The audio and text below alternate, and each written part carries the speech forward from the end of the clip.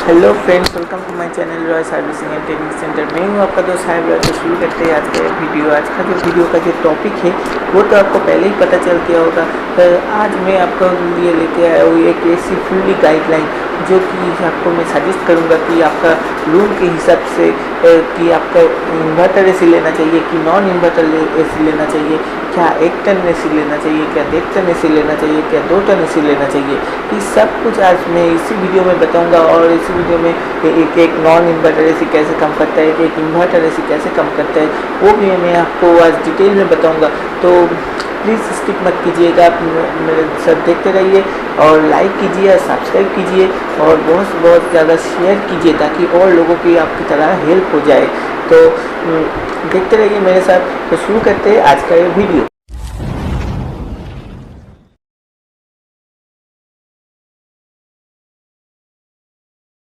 तो गाइस, एक टेक्नीशियन होने के नाते मैं आपको मेरा ये फ़र्ज़ बनता है कि मैं आपको अच्छे से अच्छा एसी को जो आपका बजट में आता है वही सजेस्ट करूँ। तो पहले चलते हैं गाइस इन्वर्टर एसी के अंदर। इन्वर्टर एसी में जो पहले देखेंगे कि इसमें क्या होता है और इसको क्यों इन्वर्टर बोला जाता है और नॉन इन्वर्टर को क्यों नॉन इन्वर्टर बोला जाता है, पहले ये समझ लेते हैं फ्रेंड्स। तो आपका घर में जो भी आप इलेक्ट्रिकल इक्विपमेंट चलाते हैं, वो पंखा हो, लाइट हो, आपका एलईडी टीवी हो, नॉर्मली टीवी हो, फ्रिज हो, जो भी आप चलाते हैं तो उसमें क्या आपका घर का पूरा 220 वोल्ट सप्लाई आता है और उसमें एक आता है एसी लाइन।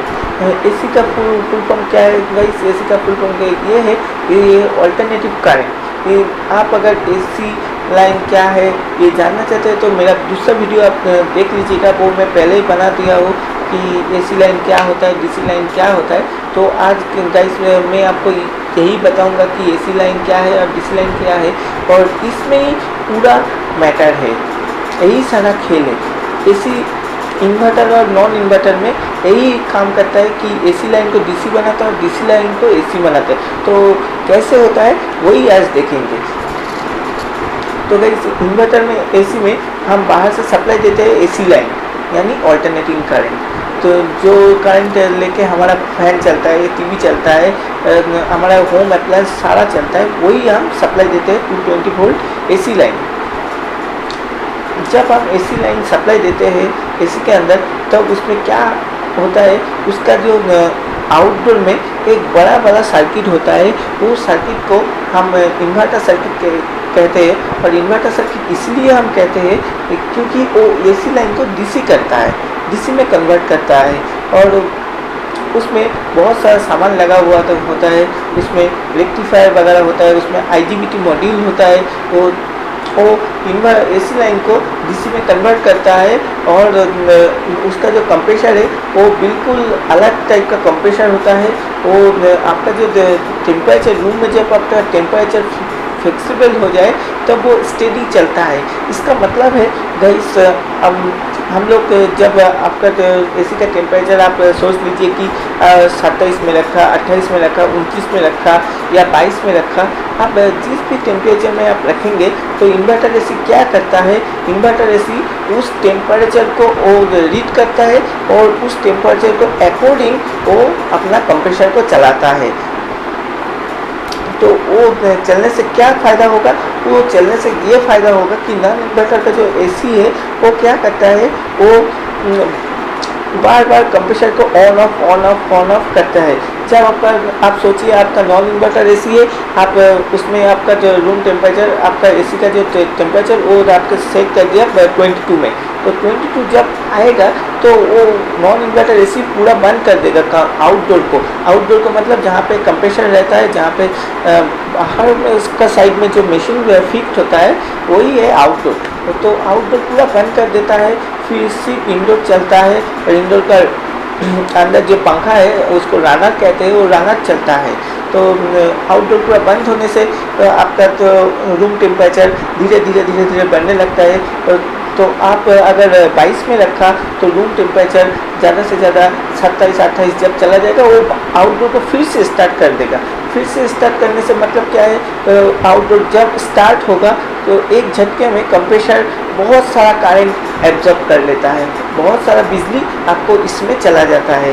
तो ये जो एक झटके में बार बार आपका ऑन ऑफ होता है और एक झटके में बहुत सारा करंट वो एब्जॉर्ब करता है, तो इसी में आपका पूरा बिजली बहुत सारा खर्चा हो जाता है। लेकिन इन्वर्टर जो एसी है उसमें ये नहीं होता है। उसमें फ्रेंड्स क्या होता है, उसमें जब आप रूम टेम्परेचर 22 में सेट करना होता है तब उसमें वो अगर रूम टेम्परेचर 22 में आ गया तो उसका आउटडोर बंद नहीं होता है, उसका कंप्रेसर चलने देता है वो, और वो कंप्रेसर को बहुत ही स्लोली चलाता है ताकि रूम टेम्परेचर ना अप हो ना डाउन हो। इसी के वजह से आपका जो रूम टेम्परेचर रहता है वो बहुत हेल्दी रहता है और एकदम सटीक मतलब सटीक पैमाने में रहता है। वो आप अगर 22 में सेट कर दिया तो वो 22 में ही रहेगा, वो कभी नहीं गिरेगा, कभी नहीं पड़ेगा। लेकिन नॉन इन्वर्टर जो एसी है उसमें कोई ऐसा बिल्कुल कुछ नहीं होता है। उसमें आपका टेम्परेचर जब 22 में आ जाता है वो बंद कर देता है, फिर टेम्परेचर बहुत ज़्यादा हाई हो जाता है, 27-28 चला गया, फिर वो आउटडोर को ऑन कर देता है। तो यही फ़र्क होता है मेनली डिफरेंस। तो इन्वर्टर सर्किट जो होता है, इन्वर्टर एसी वो एसी लाइन को डीसी में कन्वर्ट करता है और डीसी जो है उसको कंप्रेसर को चलाता है। नॉन इन्वर्टर में ये सब कुछ नहीं होता है, ये सिर्फ एसी लाइन में ही चलता है। तो देखा जाए तो हम लोग को यही लगेगा कि इन्वर्टर एसी बहुत ज़्यादा फायदेमंद है और हम लोग को बिजली तो बचा ही देता है और उसका कूलिंग भी बहुत एफिशिएंसी है। और चलो ठीक है, तो हम लोग इन्वर्टर एसी ही खरीदेंगे। लेकिन रुकिए फ्रेंड्स, यहाँ पर एक पॉज है। वो क्या है, यहाँ पर हम जब नॉन इन्वर्टर के एसी की बात करते हैं और इन्वर्टर एसी की बात करते हैं तो नॉन इन्वर्टर में देखा जाता है कि बहुत सारा एडवांटेज होता है, लेकिन उसका कुछ डिसएडवांटेज भी होता है। वो क्या है, नॉन इन्वर्टर के तुलना में आपका इन्वर्टर एसी आपका तो बिल बहुत सारा बचा ही लेता है, हम सोच लेते हैं ऐसा। लेकिन उसका जो बाहर में जो सर्किट बोर्ड होता है जो एसी लाइन को डीसी में कन्वर्ट करता है, और वो ज़्यादा से ज़्यादा एसी में देखा जाता है कि जब तक आपका वारंटी है तब तक तो वो ठीक है, बेस्ट है, आप तब तक के लिए बच गए। लेकिन जब भी आपका वारंटी ख़त्म होगा तब आपका बहुत सारा उसमें प्रॉब्लम आ सकता है। फ्रेंड्स, मैं ये नहीं कहूँगा कि वो आएगा ही, लेकिन वो आ सकता है। और हम लोग जो टेक्नीशियन है हमारा पास ऐसा ही सब आता है, तो इसीलिए मैं अपना एक्सपीरियंस आपको साथ शेयर कर रहा हूँ। तो वो इन्वर्टर जो पीसीबी है बाहर का वो ठीक हो जाता है, कभी कभी छोटा मोटा प्रॉब्लम हो तो वो ठीक हो जाता है। लेकिन बहुत बड़ा प्रॉब्लम अगर आईजीबीटी वाईजीबीटी जो उसका ख़राब हो गया, और उसका कंपनी भी वेरी करता है माय फ्रेंड्स, उसका कंपनी टू कंपनी उसका वेरी करता है कि उसका मॉड्यूल कैसा है और वो अगर ठीक होगा कि नहीं होगा। तो इन्वर्टर अगर वो नहीं ठीक हुआ तो वो पीसीबी का मिनिमम टू मिनिमम आपका प्राइस है 7 से 8 हज़ार रुपया। जब वो ख़राब होगा तो आप सोच लेना कि मेरा तो यही जाएगा। और वो तो कंपनी टू कंपनी वेरी करता है कि कितना होगा, वो हो सकता है 10-12 हज़ार भी लग जाए। तो क्या हुआ मेरे फ्रेंड्स, आखिर में आपका जो रुपया जो बचाया वो सब लेके चला गया एक बार में। मान लिया कि आप एक साल में आपका बिजली बचा लिया, कहीं 10-5-6 हज़ार आपने बचा लिया। जो इन्वर्टर एसी में नॉन इन्वर्टर के तुलना में जो नॉन इन्वर्टर एसी है वो बहुत सारा बिजली का बिल आता है, लेकिन इन्वर्टर में कम आया। मान लिया आपने बचा लिया, लेकिन वो जब ख़राब हो जाएगा तो वो सारा पैसा आपका लेके चला जाएगा। और जो नॉन इन्वर्टर एसी है वो बिजली का बिल इतना तो नहीं बचाएगा इन्वर्टर के मामले में, लेकिन वो ख़राब इतना जल्दी नहीं होता है और उसमें कोई ऐसा पीसीबी वगैरह नहीं होता है। हाँ, पीसीबी होता है, उसका इंडोर में होता है, लेकिन वो इतना ज़्यादा ख़राब नहीं होता है माय फ्रेंड्स। तो आप जब एसी लेने जाओगे तो मार्केट में, तब उसका जो सेलर है आपको बहुत सारा कुछ बोल के आपको समझाएगा कि सर ये ले लीजिए, ये आपका बिल बचाएगा, ये करेगा, सही करेगा, बहुत कुछ बोलेगा, आपका माइंड वॉश करेगा। लेकिन आप हो सकता है तो नॉन इन्वर्टर की तरफ ही जाएंगे। तो ये डोमेस्टिक पर्पस के लिए है जो 1 से 2 घंटा एसी चलाते हैं। लेकिन आप अगर बहुत ज़्यादा एसी चलाते हो, मतलब 10 से 12 घंटा दिन में एसी चलाते हो, तब मैं आपको सजेस्ट करूँगा कि आप इन्वर्टर एसी ले लीजिए। क्योंकि इन्वर्टर एसी में क्या होता है, आप अगर 10 से 12 घंटे एसी चलाते हो तो वहाँ पर बहुत सारा बिजली का बिल आ जाएगा। वो इन्वर्टर एसी आपको बचा लेगा, लेकिन नॉन इन्वर्टर ये नहीं कर पाएगा। हाँ, अगर आप 1-2 घंटा चलाते हो कि तो मैक्सिमम 3 घंटा चलाते हो तो फिर ठीक है, नॉन इन्वर्टर एसी। और अगर आप बहुत ज़्यादा एसी चलाते हो तो आपका लिए इन्वर्टर ही ठीक है। वो तो अलग बात है कि वो जब वारंटी के जाएगा तब वो ख़राब हो जाएगा। हाँ, ख़राब तो सब कुछ ही होता है, लेकिन उसमें आपका पैसा बहुत बच जाएगा पहले। और एक काम कीजिए, आप जब इन्वर्टर ले लीजिएगा तब बिल्कुल भी सस्ता वाला इन्वर्टर आप कभी नहीं लेगा, एक अच्छे से अच्छा ब्रांडेड का ले लीजिएगा।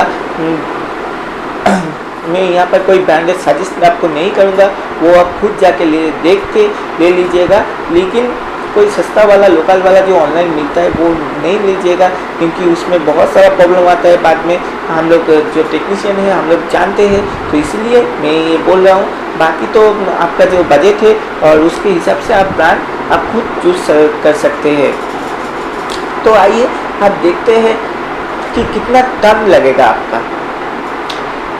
खास तो आप देख लीजिए आपका घर में कितना एरिया है, मतलब कितना स्क्वायर फुट है, क्यूबिक स्क्वायर फुट जिसको हम बोलते हैं। क्यूबिक स्क्वायर फुट क्यों बोलते हैं? उसका हाइट, वाइड एंड जो उसका लॉन्ग है, मतलब जो हाइट, वाइट और जिसको हम कहते हैं लंबाई, चौड़ाई और ऊंचाई, वही हम बोल रहे हैं। तो उसका पूरा आप कैलकुलेशन कर लीजिएगा।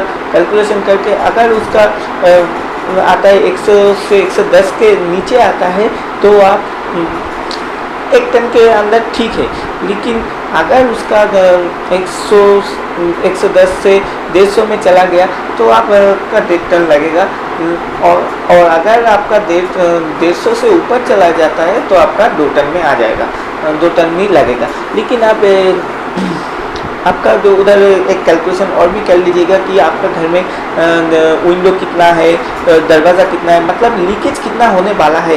लीकेज के हिसाब से आपका उधर कुछ कैलकुलेशन बढ़ जाएगा। क्यों, कैसे बढ़ेगा वो भी मैं आपको समझा देता हूँ।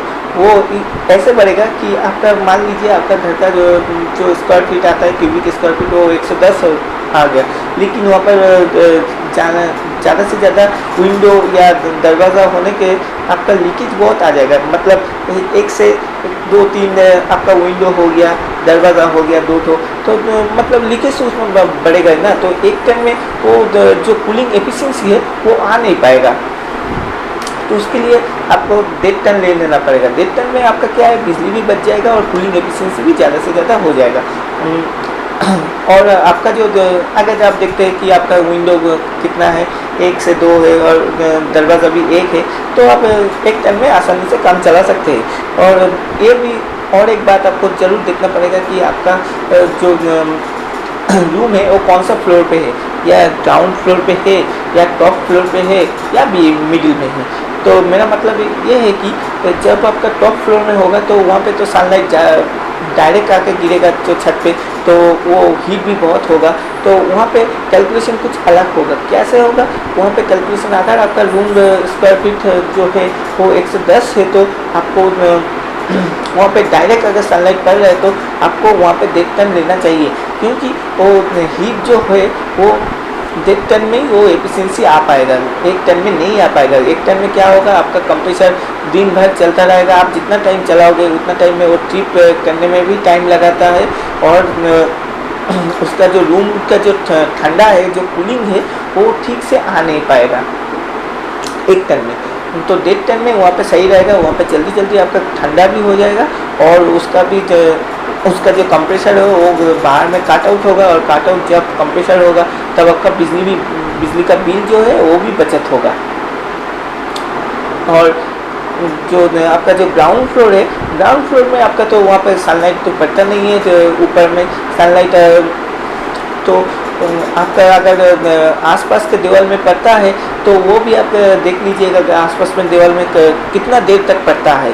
अगर ज़्यादा से ज़्यादा पड़ता है तो आपका वही कैलकुलेशन इधर भी फ्लो होगा। अगर नहीं पड़ता है तो आप वहाँ पर एक टाइम पे काम चला सकते हो। अगर 100 से 110 से 100 के अंदर है तो हाँ, फिर आप एक टन में, नहीं तो आपको 1.5 टन लगेगा। 120 या 130 आ गया, अगर वो देखना पड़ेगा कि वो ग्राउंड फ्लोर पे है कि नहीं। ग्राउंड फ्लोर पे है फिर भी आप चला सकते हैं, लेकिन 130 से ऊंचा ऊपर उठ गया तो आप नहीं हो पाएगा 1 टन के, आपको वहाँ पर 1.5 टन लगेगा ही लगेगा।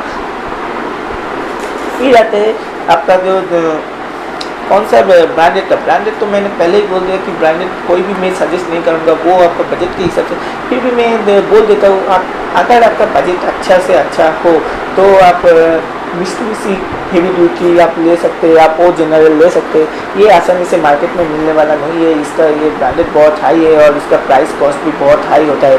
लेकिन आपका वो इतना ज़्यादा प्राइस कॉस्ट में आप नहीं जाना चाहते, तो आप थोड़ा सा लो होना चाहते तो आप एक हिटाची ले सकते हैं। उसके बाद हिटाची है, कैरियर है, हाँ उससे लो है LG, सैमसंग, ब्लू स्टार, वो भी आप ले सकते हैं। लेकिन अच्छा है, लेकिन आप मैंने जो बोला, आप अगर दिन में 10 से 12 घंटा AC चलाते हो तो आप इन्वर्टर ही सजेस्ट करता हूँ मैं, क्योंकि वहाँ पे आपका बिल बहुत सारा बच जाएगा। लेकिन आप चलाते हो 2-3 घंटे रात के, अगर रात के टाइम पे ही आप AC चलाते हो तो आप वहाँ पे नॉन इन्वर्टर AC में सजेस्ट करूँगा, क्योंकि नॉन इन्वर्टर में उसका प्रॉब्लम भी ज़्यादा नहीं आता है और उसका जो बिल आता है वो थोड़ा ज़्यादा आता है इन्वर्टर की तुलना में। लेकिन आपका जो टाइमिंग है वो वहाँ पर वो मैटर वो सॉल्व हो जाता है, क्योंकि आप जब इन्वर्टर को बहुत ज़्यादा देर में चलाते हो तभी वो इन्वर्टर आप ले लीजिए, तभी वो ठीक रहेगा। नहीं तो कम टाइम पे आप नॉन इन्वर्टर ही वो ठीक है। तो मैं समझता हूँ मेरे बात आप समझ गए होंगे कि AC कौन सा लेना चाहिए, और अगली बार आप स्टोर में जाएंगे तो ये बात मेरा ध्यान में रखिएगा और इसी बात के ऊपर ही आप सोच विचार करके AC खरीदेंगे। और एक बात है फ्रेंड्स, आप अगर AC खरीदने जाओगे तो ज़रूर वहाँ का जो सेलर्स है वो आपको बोलेगा कि इस AC का इतना में सर्विस देगा, हमारा कंपनी की तरफ से सर्विस जाएगा, ये इतना दिन फ्री आपका सर्विस देगा। लेकिन वो फ्री सर्विस कुछ नहीं होता है, मतलब जो जस्ट AC का जो फिल्टर होता है वो खुल के जस्ट साफ करके वो छोड़ देता है। आप अगर कोई ये बोले तो इसका सर्विस बहुत ज़्यादा दिन है, मतलब 1 साल की जगह आपका 1.5 साल 2 साल हो जाए आपका ये फ्री सर्विस है, तो फिर आप वो AC बिल्कुल मत खरीदेगा, क्योंकि वो फ्री सर्विस कुछ नहीं होता है। जस्ट उसका फ़िल्टर बाहर करके फिर वो अंदर लग देता है। फ़िल्टर मतलब एक AC का जो बोनेट है वो उठा के एक जो उसके अंदर जो एक मतलब जाली की तरफ होता है वही उसका फ़िल्टर होता है। बस वो कंपनी से आते हैं और उसको धो के चला जाता है, लेकिन वो कुछ नहीं सर्विस करता है। उसका जो अंदर जो कॉइल है उसके अंदर जो सल्फर रहता है वो सब भी धोना पड़ता है, लेकिन वो लोग सब कुछ नहीं करता है, जस्ट ऐसे ही आके चला जाता है और वो कुछ नहीं है। तो आप ये देखना कि आपका जो सर्विस दे रहा है AC वो कौन सा अच्छा दे रहा है, मतलब किस कंपनी का सर्विस अच्छा है। तो आप यही सोच विचार करके ले लीजिएगा। और उसका सर्विस ज़्यादा दिन नहीं रहता है, 1 साल रहता है। 1 साल में 2 बार शायद 4 बार ज़्यादा से ज़्यादा होता है, लेकिन वो पहले आपको बोल देगा कि हम लोग जाएंगे सर्विस देंगे, लेकिन वो बाद में नहीं आता है और सर्विस भी बहुत अच्छा नहीं करता है। आके बेटा भी ऐसा भी केस हुआ है कि वो लोग आया और AC को ख़राब करके चला जाता है, फिर हम लोग जाके वो सब रिपेयर करते हैं। तो आप देखिएगा, सोचिएगा, फिर आप AC खरीदिएगा।